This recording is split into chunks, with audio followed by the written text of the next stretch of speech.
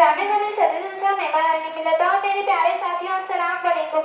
मौजूद सामाईन, आज हम यहाँ डॉक्टर एपीजे अब्दुल कलाम की यौम पैदाइश के ज़िम्मन में जमा हुए हैं।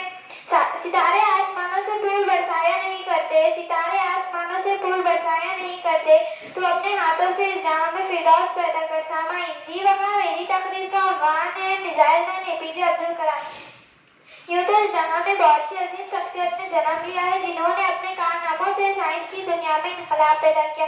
इन्हीं शख्सियत में से एक नायब शख्सियत जिसने हिंदुस्तान को तरक्की की राह में दूसरे ममालिक के बराबर खड़ा कर दिया, वो एपीजे अब्दुल कलाम है। एपीजे अब्दुल कलाम 15 अक्टूबर सन 1931 को रामेश्वरम में पैदा हुए।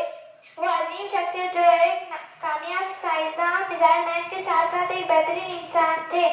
इन्हें बच्चों और इस मुल्क से बेपनाह मोहब्बत थी। इनका ख्वाब था कि हिंदुस्तान भी दूसरे मुल्कों की तरह साइंस और टेक्नोलॉजी, सेहत आमा, ज़राअत और तालीम जैसे शोबों में खूब तरक्की करे और इस मुल्क से गरीबी का खात्मा हो।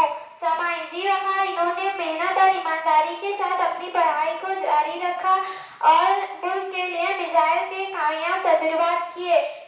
ये मुल्क के सदर जमहूरिया भी रहे हैं। इनका कौल काफी मशहूर है कि तुम अपना मुस्तकबिल तो नहीं बदल सकते, लेकिन तुम अपनी आदत बदल सकते हो। तुम्हारी आदत ही तुम्हारा मुस्तकबिल बदलेगी।